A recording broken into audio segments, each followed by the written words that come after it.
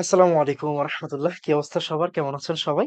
তো পরিবেশ রসায়নে আপনাকে স্বাগতম। পরিবেশ রসায়ন পড়লে আমাদের আমার কাজ শেষ। আমার কাজ শেষ। এরপরে শুধু অর্গানিক। অর্গানিক ভাই দেখেন, মেইন কথা হচ্ছে অর্গানিক থেকে যদি ৫ টা প্রশ্ন আসে, অর্গানিক থেকে ৫ টার ভিতরে ৩ টা ৪ টা আপনি কমন পাবেন।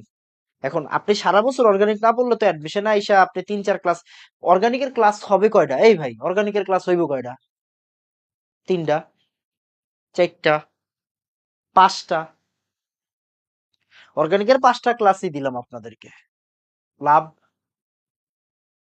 আপনার তো ক্লাসগুলো করতে হবে, প্র্যাকটিস করতে হবে। রাইট, তাই না?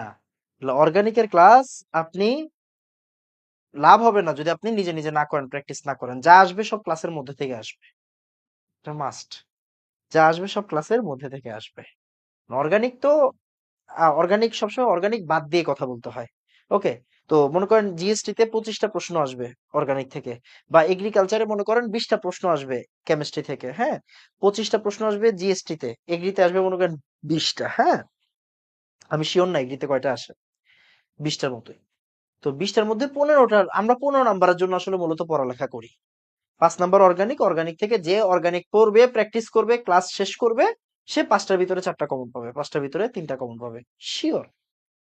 জিএসটি তেও ২৫ টার ভিতরে ২০ টার জন্য আমরা আসলে পড়ালেখা করি।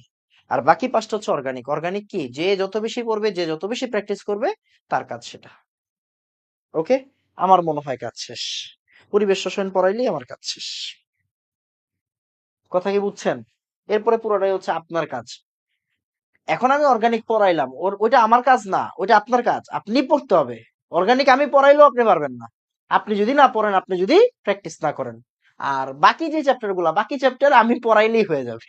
সোজা হিসাব। বাকি চ্যাপ্টার আমি পড়াইলেই হয়ে যাবে। আপনি শুধু ক্লাসটা করবেন, এত বেশি প্র্যাকটিস না করলেও পারবেন। কিন্তু অর্গানিক আপনি প্র্যাকটিস না করলে রক্ষা নাই। ঠিক আছে? রক্ষা নাই। আসুন। তো পরিবেশ রসায়ন, পরিবেশ রসায়নে প্রথমে বায়ুমণ্ডল নিয়ে কথাবার্তা বলা আছে। বায়ুমণ্ডলের এই পেজ পড়তে হবে না, এই জায়গা থেকে প্রশ্ন আসবে না।